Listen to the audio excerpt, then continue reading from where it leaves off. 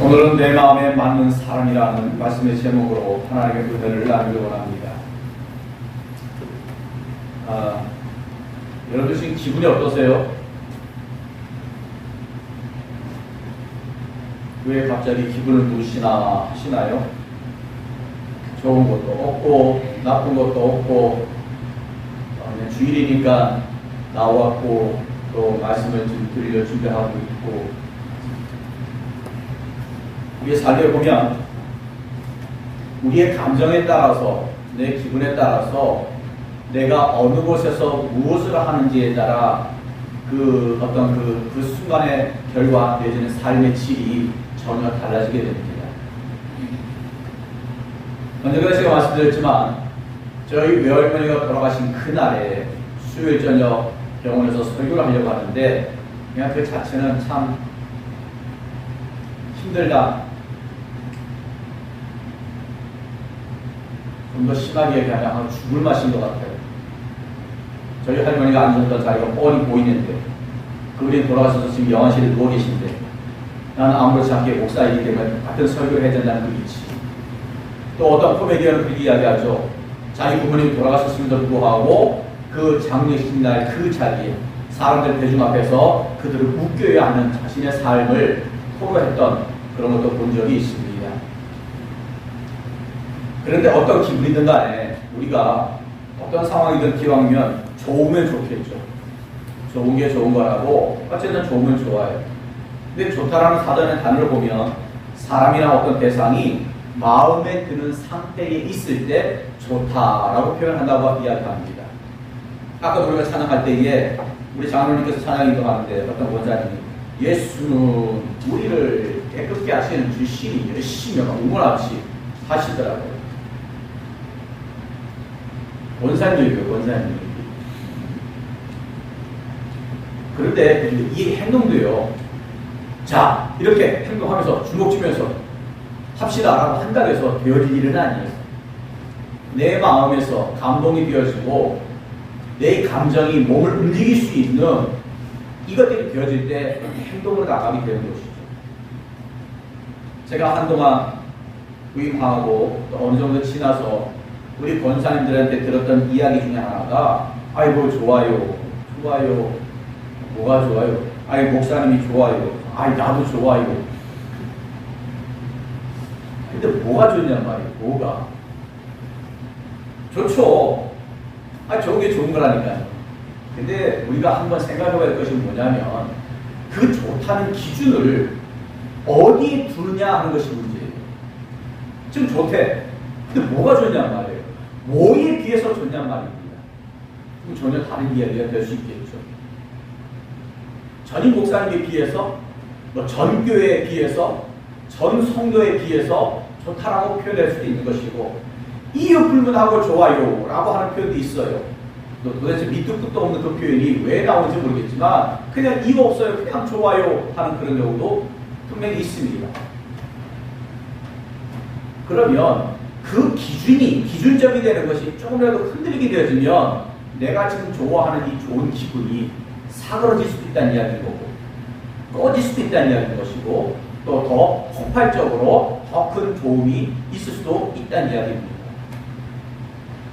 그러고 보면 우리의 삶 가운데 좋다, 안 좋다 여부를 떠나서 좋다, 나쁘다라는 개념은 어찌 보면 올바른 표현이라기보다는 사실 그 말보다는 나와 맞는 것인지 안 맞는 것인지가 맞는 표현이 아닌가 싶어요. 그런데 이 땅에도 많은 교단이 있고 많은 목사님이 계십니다. 한 가지 여쭤볼게요. 그러면 어떤 목사님이 좋은 목사님이고 어떤 목사님이 안 좋은 목사님입니까? 어떤 교단이 좋은 교단이고 어떤 교단이 안 좋은 교단입니까? 그 좋다는 기준을 뭐에 두느냐에 따라 달라진다고 이미 말씀드렸지만, 그러고 보면 우리한테 좋은 목사님, 좋은 교단이 아닌 나한테 맞는 목사님, 나한테 맞는 교단, 그것이 맞는 표현이고 옳은 말이 아닌가 싶어요. 아마도 지금 여러분들에게 있어서는 잠깐이라도 여러분들에게 어떠한 좋은 감정이 서로 교감이 되었기 때문에 우리가 그런 표현을 하는 것이지만, 여기 계신 여성분들, 뭐 설령 어르신이라도 마찬가지예요. 소매는 값비싼 명품 옷, 그거 싫어하려만 있으실까요? 공짜로 준다는데 내가 돈이 없어서 못 사고 나한테 어울리지 않는 것 같으니까 안 산 것 뿐이지, 아니 공짜로 준다고 한다면 어울리든 어울리지 않든 일단 받고 보겠죠. 아니 그거 팔아서 현찰로 쓰던가. 그런데 진짜 명품은 뭘까요? 나한테 맞는 옷이어야겠죠. 나한테 맞는 옷. 아무리 비싼 명품이라도 걸쳤더니 이게 뭐 질질 끌린다든가, 아무리 명품인데 입으려고 하니까 팔 한 짝도 안 들어간다든가. 이것은 옷의 성격 자체가, 그 본질이 나하고 안 맞는 문제겠죠. 여러분들 올여름 어떻게 지내시는지 모르겠지만 저도 어젯밤에 이렇게 옷장을 쫙 펴보니까 나름대로 반팔이 쫙 걸려 있어요. 남방도 걸려 있고 티셔츠도 걸려 있고 뭐 스포츠 웨어도 걸려 있고 하는데, 가만히 보니까 올여름 한 3억을 가지고 돌려서 입고 끝났더라고요. 저거 그냥 또 1년 동안 들어가요. 내년에 나왔을 때 이제 첫눈에 딱 꽂히는 놈이 한 서너 달, 이제 몇 달 이렇게 돌려 있다가 또 끝나요. 그러고 보면 가만히 보니까 이 옷을 벌써 3년인가 4년째 내내 한 번도 안 입은 옷이 있더라고요. 심지어는 택도 안 떨어져 있는, 그대로 있는데 왜 그런지 모르겠어요. 왜 그러긴요? 그 순간에 저한테 맞는 것이 아니었기 때문에 그래요. 내가 맞는다 싶으면 얼른 손이 가서 제 옷에 입혔겠죠. 제 몸에. 근데 그것이, 그런 마음이 없다 보면 사람은 습관적으로 나한테 편한 것들, 익숙한 것들을 자꾸 끌어오게끔 되는 것이 우리의 삶의 모습이 아닌가 싶습니다. 오늘 성경 본문을 토대로 이야기한다면 하나님께서는 이스라엘 백성들을 출애굽한 이후에 가나안 땅을 약속한 대로 기업으로 허락하십니다. 그런데 이제 노예로 살던 사람들이 땅까지 차지해가지고 정말 부러울 것 없는 삶을 살게 되었는데, 문제는 그들이 중심이 없어요. 중심이 없어요. 그러다 보니까 그들을 이끄는 사사가 등장을 합니다. 사사가 여러 사사가 등장을 해요. 드보라도 나오고, 그리고 뭐 삼손도 사사 중에 한 사람이고, 여러분들의 삶 가운데 여러 가지의 삶을 이끌어갈 수 있는 사사와 같은 분들이 얼마나 계신지 모르겠지만, 그 사사의 끝장에 보면 결론은 뭐라고 나오냐면 그들의 마음에 원하는 대로, 자기가 마음에 하고자 하는 대로 모든 일을 하였다고 성경은 결론 짓고 있습니다. 그 사단을 넘어서 이제 그들이 우리에게도 왕을 달라고 이야기합니다. 다른 나라도 왕이 있지 않느냐, 우리에게도 왕을 달라. 그래야 하나님께서 이스라엘 백성들에게 초대 왕으로 허락한 사람이 사울입니다. 그렇게 사울이, 베냐민 뒷밭 사람 기스의 아들 사울이 40년간 이스라엘 백성들을 통치를 하죠. 그러나 세월이 흘러서 그 또한 하나님의 마음에 합한 사람이 아니다 보니 하나님은 사울을 패하시고 다윗 왕을 왕으로 세웁니다.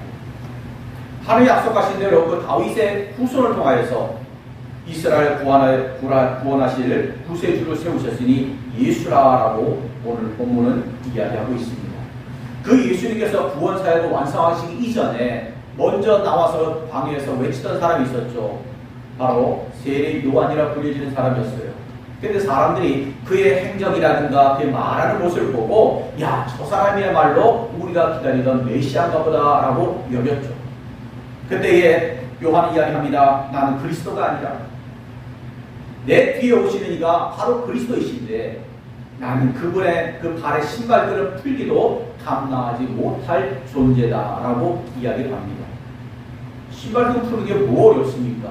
동요 메고 풀고 누구나가 다 할 수 있는 일인데, 그분의 신발끈을 나는 풀 수조차 없을 만큼의 그분은 내게 감히 비교할 수 없는 분이라고 이야기를 하고 있다는 것이죠.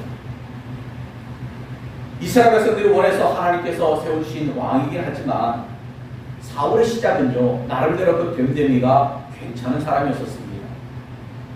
사무엘상 9장 1절에도 이야기하기를 베냐민 지파에 기스라 이름하는 유력한 사람이 있으니 그는 아비엘의 아들이요 스롤의 손자요 베보라스의 증손이요 아비야의 현손이며 비냐민의 사람이다라고 기록하고 있습니다. 그리고 이어서 이야기를 기스에게 아들이 있으니 그 이름은 사울이요 준수한 소년이라. 이스라엘 자손 중에 그보다 더 준수한 자가 없고 키는 모든 백성보다 어깨 위만큼 더 컸더라라고 기록을 합니다. 오늘 아주 새삼스럽게 야 사울의 키가 얼마나 멋지고 컸으면 이런 표현을 했을까 싶어가지고요. 제가 거울 앞에 서가지고 보통 사람도 어깨 위가 더 한다고 했으니까 쉬운 말 얘기하면 제 키가 사울의 어깨까지 못 간다는 이야기인 거 아니에요. 그러면 제 끝이 사울의 어깨면 어깨 위에 머리 하나 더 있는 것인데 몇 센치인가 하고 이렇게 좌우로 재봤더니 30cm가 좀 못 되더라고요.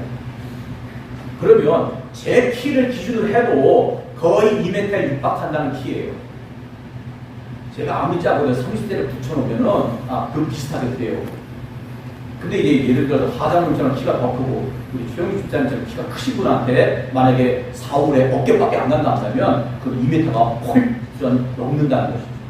젊은 소년이 나이에 그거. 그리고 잘생기기를 얼마나 잘생겼는지 이스라엘 자손 중에 그보다 더 준수한 자가 없다라고 표현해요.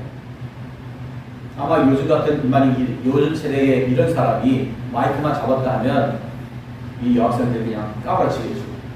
그냥 그 즉시 그냥 아이돌이 되겠죠. 그 사무엘이 그 백성 가운데서 하나님께서 세우실 왕을 뽑으려고 할 때에 사울이 대답한 내용입니다. 똑같은 9장 21절에 사울이 대답하여 이르되 나는 이스라엘의 지파의 가장 작은 지파 베냐민 사람이다. 또 나의 가족은 베냐민 지파 모든 가족 중에서도 가장 미약하지 않느냐. 당신이 어찌하여 내게 이같이 말씀하시나이까 라고 이야기하면서 자기가 속한 지파가 가장 작은 지파이고 또 그 중에서도 우리 기스 집안 내 아버지 집은 유난히 더 미약한 그런 집안인데 어떻게 당신이 내게 왕에 대한 이야기를 하십니까? 라는 겸손해 보은 말을 할 만큼의 사람이었어요. 근데 그 사람이 결국은 어찌 됩니까? 하나님께서 세우시고자 하는 그 왕에 대하여 반감 갖고 마지막까지도 다윗을 죽이려고 쫓아다니는 그런 삶을 살았던 것이 바로 사울의 모습인데 마지막 갈보아 전투에서 그의 세 아들과 한날 모두 죽는 비참한 마지막 모습으로 삶을 나가게 됩니다. 그래서 군사들과 싸울 때에 다윗의 가장 친했던 요나단 그리고 아비나답 그리고 말기수와 이렇게 세 아들이 이미 죽임을 당하고 그리고 쫓아오는 궁수의 활을 맞아서 중상을 입은 다음에 이대로 있다가는 내가 저 블레셋 사람들에게 성경대로 이야기하면 저 할례받지 못한 자들에게 내가 수욕을 당하고 치욕을 당할 것 같으니 하면서 생각한 것이 뭐냐 자기의 무기를 들고 다니는 신하, 병사 그래서 내놔 그러면 활을 주면 활을 쏘고 칼에 나가면 칼을 탁 쥐어주고 했던 그런 신하에게 이야기를 나를 죽여달라고 이야기해요. 근데 아무리 왕의 명령이라 할지라도 왕의 명령이니 제가 따르겠습니다 하고 그 칼을 들어서 왕을 죽이겠습니까? 두려워서 할 수가 없죠. 그러니 사울이 어떻게 합니까? 칼을 거꾸로 집어지고 땅에 엎드려져서 자살하는 것으로 인생을 마감하는 것이 바로 사울의 마지막의 모습이었습니다. 반면 사울이 그렇게 죽이려고 쫓아다녔던 다윗은 어떠했습니까? 역대상 29장 28절에 보면 그가 나이 많아 늙도록 부하고 존귀를 누리다가 죽음에라고 기록을 하고 있습니다. 한 사람은 하나님께서 진직에 세우셔서 초대 왕으로 세우시고 이스라엘 40년 통치하게 하셨건만 마지막의 삶은 자살하는 것을 끝나는 인생인가 하며 그 사람이 죽이려고 그렇게 쫓아다녔던 다윗은 수한을 다하고 그야말로 부하고 존귀를 누릴 만큼 다 누리다가 늙어 죽었다라고 기록하고 있어요. 그러면 성경에 많은 인물들이 등장합니다. 모세도 등장하고 여수아도 등장하고 엘리야도 등장하는데 이런 사람들은 기적의 사람들이에요. 모세가 했던 것들이 인간의 능력으로 할 수 없는 일들이죠. 10가지 재앙, 바다물을 홍해를 가루가 하는 것들, 여수도 마찬가지죠. 아무리 하나님께서 역사하시는 가운데 행해진 일이라고 할지라도 전쟁 한번 해보지 못했던 여호수아가 이끈 그 백성들이 아말렉 전쟁에 익숙한 그 아말렉과 싸울 때에 손을 들고 있으면 끝까지 이기게 되었죠. 또 여리고성을 함락할 때는 칼 한번 휘둘지 아니하고 팔 한번 쏘지 아니하고도 하나님 하신 방식대로 하여 여리고성을 무너뜨리는 기적을 맛보게 되었고 엘리야도 마찬가지죠. 바알 제사장과 함께 싸워서 불의 심판을 허락하지 시작하는가 하면 또 사르밧 과부의 그 모습을 보고 내게 떡과 떡을 구워서 가져오라고 한 이후에 오히려 그 집에 기적을 행하게 되죠. 마지막까지도 떡과 가루와 기름이 떨어지지 않는 그 삶의 모습. 더 나아가서는 그렇게 남아있는 것을 가지고 한 번 떡을 구워 먹이고 그 아들과 함께 죽으려고 했던 사르밧 과부였는데 그렇게 살아난 그 아들이 죽어버려요. 그때 엘리야가 그의 몸에 혹에 져서 기적을 행함으로 인하여 그 아들이 다시 살아나는 그런 모습. 기적의 사람들이 많이 등장합니다. 그런데 다윗이 삶을 보면요, 기적이란 것이 없어요. 하나님께서 왕이 되게 해달라고 하나님께 애써가지고서 왕이 된 것도 아니고 왕으로 기름 붓고 나서도 20년 동안 도망다녔어요.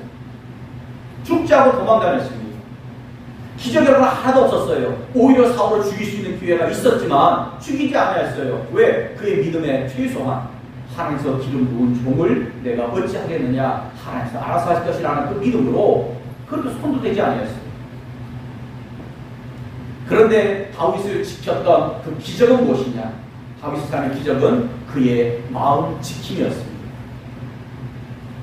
잠언 4장 23절에 모든 지킬 만한 것 중에 더욱 내 마음을 지키라. 생명의 근원이 이에서 남이니라 라고 이야기합니다. 지난 주일 시간에 제가 잠깐 말씀드렸지만 사람이 마음에 없는 것이 생각으로 떠오르진 않아요. 생각에 없는 것이 말과 행동으로 옮겨지지 않습니다. 다 마음에 담겨져 있는 것들이 욕으로 튀어나가든 화로 튀어나가든 어떤 행동으로 튀어나가든 하게 되어지는 것입니다. 마음도 없는데 그 일이 행해진다? 있을 수가 없는 일이에요. 그렇기 때문에 이 마음을 지킨다는 것은 내 말과 행동을 지킬 수 있는 일이 되는 것이고 이 마음을 지키는 것이 곧 생명을 지키는 일이라고 이야기하고 있습니다. 오늘 사도행전 13장 20절에 이야기합니다. 하나님께서 그 사울을 패하시고 다윗을 왕으로 세우시고 증언하여 이르시되 내가 이새의 아들 다윗을 만나니 내 마음에 맞는 사람이라 내 뜻을 다 이루리라 하시더니 하나님 보시기에 다윗은 어떤 사람이었느냐? 내 마음에 맞는 사람이라 라고 이야기해요. 제가 서기 전에서도 이야기했죠. 좋은 사람, 나쁜 사람. 여러분, 이 어린 소년 양치기 다윗이 좋아 보이면 얼마나 좋아 보이겠습니까? 여러분 보기에 만약에 10살짜리 꼬마가 이 앞에 딱 서 있다 한다면 여러분들 어떤 마음으로 볼까요? 막 황홀한 모습으로, 막 존경하는 모습으로, 와, 저분이 우리의 왕이 되겠구나 하는 그런 모습을 지켜볼까요? 아, 저 꼬마 누구지? 누구 집사님 아들인가? 딸인가? 아니, 누구 손녀인가? 손자인가? 아이고, 생긴 건 이렇게 생겼네. 아이고, 생긴 건 잘생겼네. 옷은 어떻고, 눈에 보이는 대로 여러분들 아마 평가하실 겁니다. 근데 하나님 뭐라고 했습니까? 내 마음에 맞는 사람이다. 내 마음에 맞는 사람이다. 그 말은 앞에 잠언 말씀과 연결해서 우리가 해석한다면 하나님의 마음에 맞는 사람이다. 곧 하나님의 생명처럼 여기는 사람이다 라고 해석할 수 있는 대목이라는 것이고 다윗이 그렇게 보였다는 겁니다. 하나님 눈에 내 생명과 같이 여길 만큼 내 마음에 맞는 사람이다. 그러니 마지막 순간까지 그와 함께 하셨다고 뭐라고 얘기합니까? 내 뜻을 다 이루리라. 내 뜻을 다 이루리라. 누구를 통하여? 저 다윗을 통하여 내 뜻을 다 이루리라. 근데 사실 다윗은 외로운 사람이었습니다. 사무엘이 처음 하나님께서 허락하신 대로 이새의 집에 가서 당신네 집안에 있는 모든 아들 다 불러오시오라고 할 때도 불림을 받지 않았던 아들이에요. 왜? 이새인 아버지 입장에서도 아니 그 막내 아들을 불러봐야 뭐해? 그 꼬마짜리 들판에서 지금 양가 지키고 있으라고 그 아들은 부르지도 않았어요. 근데 한 아들이 지나가고 두 아들이 지나가고 세 아들이 지나가고 다 지나가는 동안에도 사무엘 마음에 감동이 없는 거예요. 아들이 이게 끝이냐? 아니요. 막내가 있긴 있는데 좀 들판에서 지금 양을 지키고 있습니다. 그 아들 데려오라. 그만큼 외로운 사람이었습니다. 시편에 다윗이 스스로 고백하기를요. 고독한 사람을 표현할 때 광야의 올빼미 황폐한 곳의 부엉이 같다라고 표현해요. 102편 6절입니다. 나는 광야의 올빼미 같고 황폐한 곳의 부엉이같이 되었사오며 라고 이야기하는데 언제가 이 부분을 가지고 제가 또 말씀을 나눌 거예요. 1절부터 5절까지 말씀을 보면 하나님 왜 내 삶이 이렇습니까? 왜 내 삶이 이렇게 쫓겨야 됩니까? 하면서 자신의 그 피폐한 삶을 이야기하면서 스스로를 표현하기를 광야에 올빼미 같고 황폐한 곳에 부엉이 같습니다라고 표현한 그 대목이라는 것입니다. 그랬던 다윗이 시편 62편 5절에 뭐라고 이야기합니까? 나의 영혼아 잠잠히 하나님만 바라라. 너는 나의 소망이 그로부터 나오는도다라고 고백을 하고 있습니다. 지금 다윗이 자신에게 이야기하기를 너는 잠잠하게 하나님만 바라봐라 라고 말할 만큼 여유롭고 한가한 상황입니다. 지금 계속 쫓기고 있단 말이에요. 계속 죽음 앞에 맞닥뜨리는 삶을 살고 있단 말입니다. 누가 그것을 즐길 것이며 누가 그걸 원한 삶이었습니까? 전혀 그렇지 아니하였죠. 그럼에도 불구하고 스스로 이야기를 오히려 하나님께 원망하고 하나님께 불평하면서 오히려 하나님께 하소연해도 시원찮을까네. 스스로를 다독입니다. 그 마음을 이야기하기를 내 마음아 다윗아 너는 잠잠히 하나님만 바라봐. 자기를 죽이려고 하는 칼날들 뒤쫓아오는 그 상황에서도 너는 하나님만 바라봐.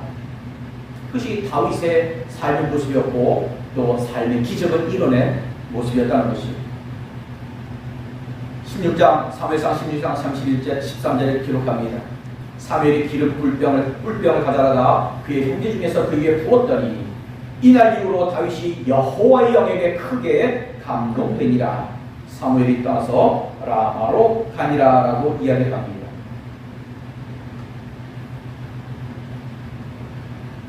다윗이 기름을 부음 받을 때에 여호와의 영에게 크게 감동되니라라고 이야기를 해요.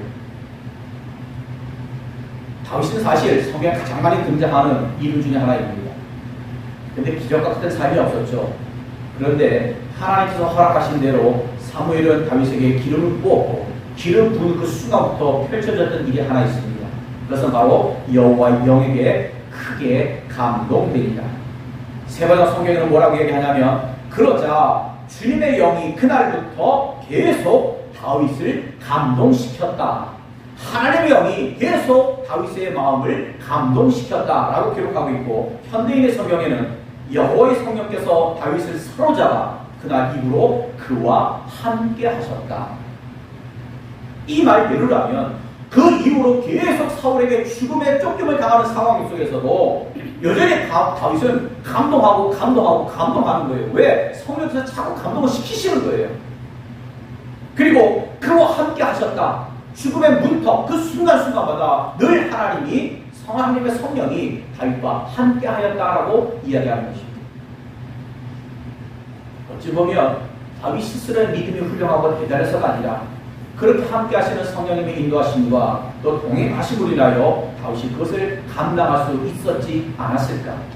그런데 그렇다면 다윗에게는 성령님께서 동행하시고 늘 감동케 하시면서 우리에게는 아니하시느냐? 아니요. 동일하게 지금 이 시간에도 우리에게 동일한 감동과 우리가 동행을 하십니다. 그러면 한 가지 여쭤볼게요. 여러분은 그것을 감지하십니까?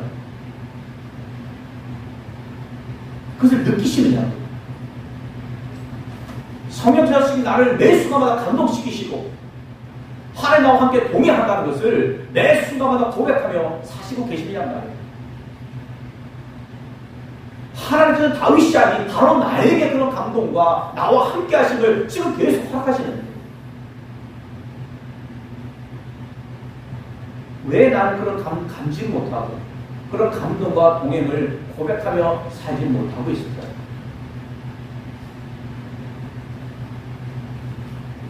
기름 부어 왕으로 세운 이게 20년 뒤에 나오는 왕이 되었습니다. 근데 그 기름 부어 받을 때 다윗이 여호와 영에게 크게 감동되었다고 이야기했죠. 그러다 보니 이의 마음속에는 다윗의 마음속에는 오로지 하나님만이 담겨져 있는 거예요. 내 안에 하나님만이 가득 담겨져 있습니다. 그야말로 찌르면 하나님만 튀어나와요. 찌르면 성령님만 튀어나와요. 사실 그게 그리스도인이라고 얘기했지 않습니까? 예수 그리스도로만 설명이 될 수 있는 사람이 그리스도인이라고 이야기했어요. 내가 찌림을 받으면 내 입에서는 그리스도가 튀어나와야 돼요. 근데 찌림 받았더니 욕이 튀어나오고 불이 튀어나오고 화가 튀어나오고 내 감정이 드러나만 한다면 그것은 내 안에 그리스도가 아니고 다른 것이 담겨져 있으니까 그렇게 반응하게 되는 것이겠죠. 훗날에 분명히 다윗은 죄를 지었습니다. 자신의 부하 우리아의 아내 바세바를 범하게 되죠. 그런데 그 죄를 회개하고 시편 51편 10절에 이렇게 고백합니다. 하나님이 내 속에 정한 마음을 창조하시고 내 안에 정직한 영을 새롭게 하소서 하면서 이야기하기를 하나님의 영 성령만큼만 내 안에서 떠나지 않게 하여 주옵소서. 성령만 걷어가지 말아 주시옵소서 고백을 합니다. 그 기름 부음 받았을 때 함께 하셨던 그 성령님이 그의 삶 가운데 어떻게 역사하셨는지, 왕이 될 때까지 20년 동안 왕이 된 이후에도 계속적으로 함께 하신 그 성령님, 근데 자신이 죄를 지었어요. 회개를 합니다. 하나님 다 걷어가셔도 좋습니다. 내 왕이라면, 내 왕이도 내놓으라면 내놓겠습니다. 그런데 이 성령만큼은 제발 걷어가지 말아 주십시오. 그게 다윗의 고백이었습니다. 그래서 성경 이야기합니다. 오늘 본문에는 하나님께서 다윗을 표현하기를 내 마음에 맞는 사람이라, 개역성경에는 하나님의 마음에 합한 사람이다 라고 이야기를 합니다. 여러분, 제가 서두에 그런 말씀드렸죠. 권사님은 목사님이 좋아요. 나도 권사님이 좋아요. 그러면 내가 보기에 좋게 여겨지는 목사를 원하십니까? 아니면 여러분들 마음에 맞는 목사를 원하십니까? 그러다 보면 다시 한번 내가 그 좋다는 기준이 무엇인가를 한번 생각해 봐야 할 것입니다. 아까도 말씀드렸죠. 그 좋다는 기준이 흔들리면요, 결국 그렇게 좋아 보이는 목사도 어느 순간에 확 뒤집어져서 미워, 싫어 보여요. 딴 사람처럼 보여요. 변한 것처럼 보여요. 그런데 내 마음에 맞는 사람이 되어지게 되시면요, 내 마음이 변하지 않나, 이 마음으로 바라보는 우리 목사님, 우리 장로님, 권사님, 집사님은요 변함이 없어요. 근데 내 눈에 변하게 보인다? 그거는요 그분이 변한 게 아니라 내 마음이 변합니다. 하나님의 마음에 맞는 그 순간부터 다윗은 죽는 순간까지 수많은 역경과 고난과 또 왕이라 높은 자리에 올라가고 또 가장 밑바닥에 들어가는 죄악까지 지었던 그런 굴곡 많은 인생이었지만, 성경의 마지막에 그의 삶을 고백하기를 무엇이라고 얘기합니까? 그의 마지막은 마지막 순간까지 부하고 그리고 존귀하게 삶을 누리다가 죽었다라고 고백을 하지 않습니까? 하나님과 함께 하시는, 성령께서 함께 하시는 삶의 모습이 그렇다는 것입니다. 여러분들의 마음이 그렇다 한다면 내 마음에 맞는 목사보다는 더 나아서 하나님의 마음에 맞는 목사가 되어야 하지 않을까요? 그러면 여러분들은 더 많이 기도하셔야겠죠. 하나님, 우리 목사님을 내 마음에 맞는 목사가 아니라 하나님의 마음에 맞는, 하나님의 마음에 합한 목사가 될 수 있도록 해달라고 여러분들도 기도해 주셔야겠죠. 근데 더 재밌는 것은요, 하나님의 마음에는 맞는데 내 마음에 안 맞는 사람도 있어요. 그러면 하나님 포기해야 합니까? 내가 포기해야 합니까? 근데 현대 교회가 왜 자꾸 시끄러지느냐? 내가 포기해야 되는데요, 자꾸 하나님 보고 포기하라고 해요. 하나님 뜻에 내가 맞춰야 되는데 하나님이 나에게 맞춰달라고 얘기해요. 그래서 내 뜻에 맞춰주면 응답하시는 하나님, 감사의 하나님이라고 이야기합니다. 하나님께서 답을 하지 아니하시면, 반응하지 아니하시면 과연 하나님이 살아계신가라고 막 불평하는 것이 우리 현재 교회에 쓰러져가는 모습이 아닌가 싶습니다. 여러분, 기독교 하면 어떤 나라가 생각이 납니까? 대표적으로 미국을 생각할 수 있겠죠.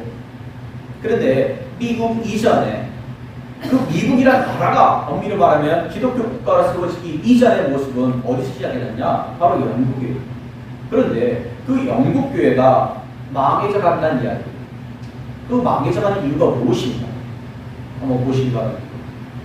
여러분 아시는 대로요, 중세 이후에 기독교의 본산지가 된 나라가 있습니다. 영국입니다. 근데 그 영국의 케임브리지 신학교의 학자였던 칼 마이어 교수가 몇 년 전에 우리나라에 왔어요. 그때 한 학생이 뭐라고 질문했냐면, 교수님, 왜 영국의 교회들이 급속도로 사라지고 있습니까? 그러자 이 칼 마이어 교수가 이렇게 얘기했어요. 절대로 영국 교회가 했던 대로 하지 마십시오. 사람들이 교회에 오지 않고 젊은이들이 교회를 떠나자 영국 교회는 마치 복음의 물을 타듯이 그들의 마음에 맞는 얘기를 해줬고 그들에게 복음을 가르치지 않았습니다. 교회가 세상 사람들의 생각에 동의해주면 사람들이 교회에 대해 마음을 열어줄 것을 기대했지만 우리의 생각은 완전히 빗나갔습니다. 이것은 어리석은 생각이었습니다. 우리는 복음을 지켜야 했고 가르쳐야 했고 전해야만 했습니다. 지금 영국의 모습은 하나님 말씀을 잃어버린 결과입니다. 이 목사님은 제가 있던 서울 남년의 잠실지방 저하고 같은 교회에 큰 교회 강남종합교회라는 교회의 장찬영 목사님이십니다. 그 목사님 이제 영상을 올리면 한 부분이에요. 여러분들 영국교회가 망한 이유가 무엇입니까? 사람에게 맞는 교회가 되려고 하다 보니 그리 되어진 것이에요. 하나님의 마음에 맞는 목사, 하나님의 마음에 맞는 교회가 되어야 되는데 사람에게 만든 교회, 특별히 믿지 않는 세상 사람들의 마음에 맞는 교회가 되려고 하다 보니 결국 교회 자체가 힘이 없고 또 그 능력이 사라지게 되었다고 이야기하고 있는 것입니다. 하나님의 말씀을 잃어버린 교회, 하나님 말씀과 상관없는 교회, 그 교회가 교회고 또한 능력 있는 교회가 될 수 있느냐? 그럴 수도 없죠. 저희 어릴 때만 해도요, 교회에서 하다못해 사탕 하나 주고 뭐 하나라도 주면 그것 때문에라도 아이들이 모였던 그런 시대가 있었어요.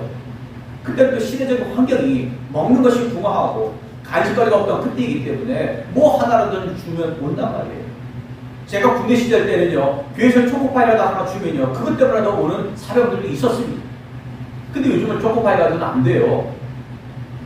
저희 일대 목사님께서 마지막은 군복으로 군교회에서 사역하시다가 은퇴를 하셨는데 삼촌이 하신 이야기가 그래요. 그분 물러나시기 전에, 은퇴하시기 전에 저한테도 한번 컨펌이 있었습니다. 목사, 자네가 여기 군교회 와서 사역할 생각이 없느냐? 그리고 나름대로 그 교회의 상황을 이야기해요. 부대 밖에 있는 교회인데 군인교회고, 그리고 자기 군인교회뿐만 아니고 저쪽에는 천주교회 있고 저쪽에는 절교에 있다는 거예요. 그래서 주일날 아침이 되면 각 사병들이 원하는 대로 차에 실려가지고 각 종교로 가서 종교 활동을 해요.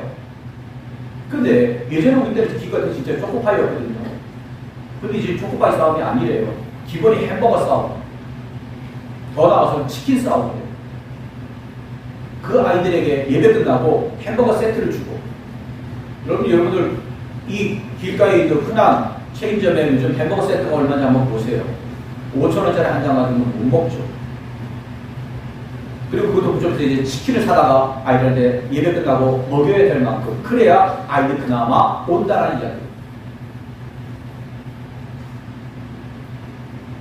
물론 그렇게라도 한 영혼이라도 더 앉혀놓고 어떻게든 말씀이라도 한번 더 듣게 해야 되는 그런 필요성도 분명히 있겠죠.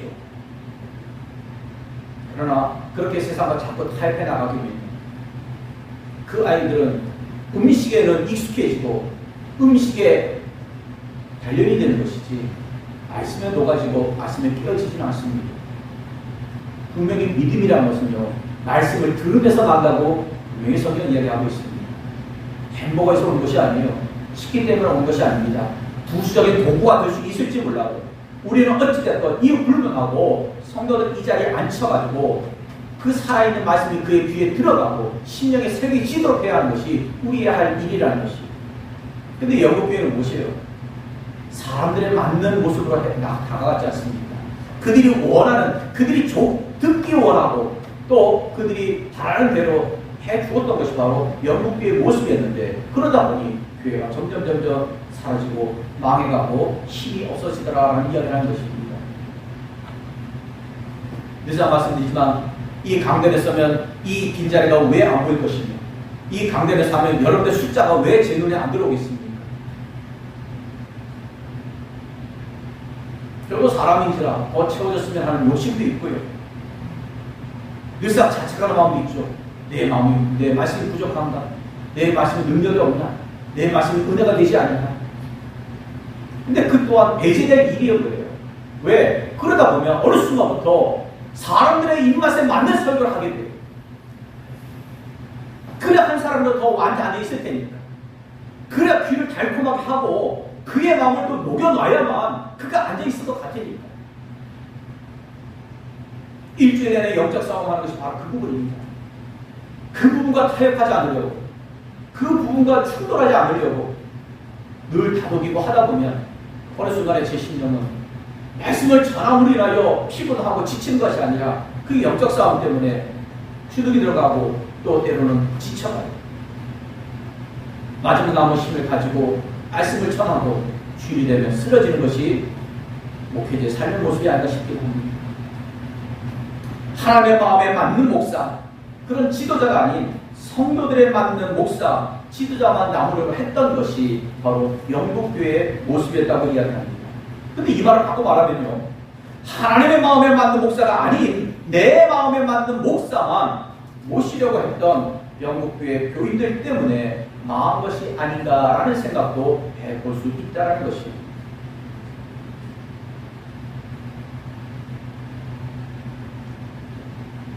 혼자 가만히 묵상하다 보면요, 어렸을 때 정말 뭣도 모르고 천국, 지옥 이걸 막 외치고 막 아무렇지 않게 얘기했던 그때가 너무 그리워요.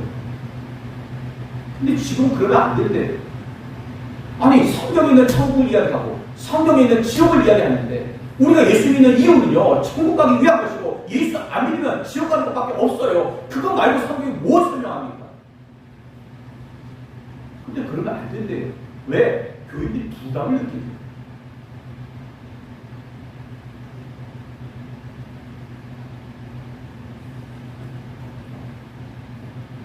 그 교인들의 부담을 느낄 것을 생각하여 천국에 대하여 설명하지 않으며 지옥에 대하여 외치지 않는다 한다면 이게 한국교회는 갈수록 쓰러져 갈 수밖에 없지 않을까요?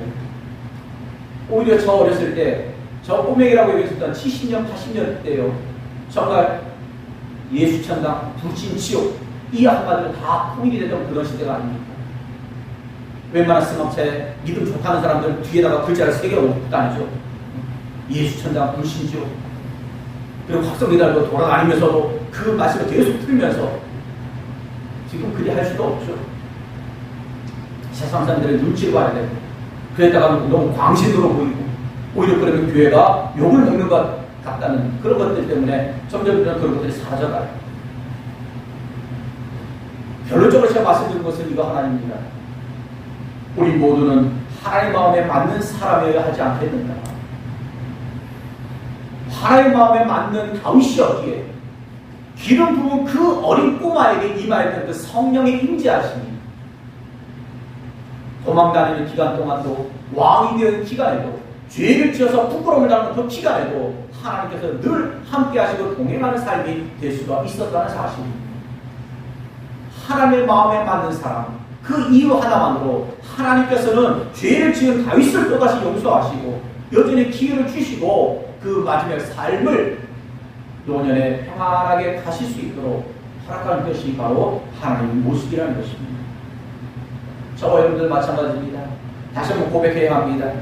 이 설교 말씀의 제목, 내 마음에 맞는 사람. 내라는 것은 당연히 하나님이시겠죠. 과연 나는 그 하나님의 마음에 맞는 사람입니다. 그 하나님의 마음에 맞는 삶을 살아내고 있는, 하나님 좋아하는 사람이 아니에요. 하나님 좋아하는 사람이 아니라 하나님의 마음에 맞는 사람입니다. 그 말에 부합하는 삶을 살아내야 하는 것이 그리스도인이고 바로 우리 예루살렘 교회 성도들이 되어야 되는 것을 꼭 기억하시고, 이 한 주간 여러분과 저가 늘상 묵상할 때에 하나님, 오늘도 제가 하나님의 맞는 삶을 살아낸다. 하나님, 제가 지금 이 순간도 하나님의 맞는 삶을 살아내고 있는 것입니까? 하나님, 제가 선택한 이 일이 하나님의 맞는 일입니까? 내가 하고 있는 이 모든 언행이 하나님의 맞는 그러한 언행입니까? 그것이 우리의 삶의 하나의 숙제가 되고 목표가 되어서 정말 그 하나님 앞에 부끄럽지 않냐, 마지막까지도 하나님께서 내 안에 성령을 거두실 일이 없는 그런 축복된 한 주간의 삶이 되실 수 있기를 주님의 이름으로 축원을 드립니다. 아멘. 사랑의 하나님, 하나님의 마음에 맞는 사람, 그 사람이 나이기를 원합니다. 반드시 그런 삶을 살아내기를 원합니다. 하나님 기준에 또 사람 기준에 좋아 보이는 모습이 아니라 하나님의 마음에 맞는 사람이기를 원합니다. 아멘. 근데 우리는 하나님의 마음에 맞는 사람은커녕 사람의 마음에 맞는 사람이 되려고 아둥바둥하고 그 사람에게 잘 보이려고 아둥바둥하고 잘 보여서 내가 원하는 무엇인가를 얻어내려고 하는 그러한 이기심 가운데 살아가고 있는 것이 내 모습이 아닌가 돌아보게 하셔서 그 모든 것을 이제 다 내려놓고 오직 하나님께 고하였던 내 안에 성령만큼은 거두지 마옵소서 라고 고백했던 그 다윗의 고백이 이 한 주간의 나의 고백이 되게 하시고 그로 인하여 너는 내게 맞는 사람, 내게 합한 사람이라고 하나님께서 인정하실 수 있는 그런 복된 자가 될 수 있도록 인도하여 주시옵소서. 아멘. 예수님의 이름으로 감사 기도드리옵나이다. 아멘.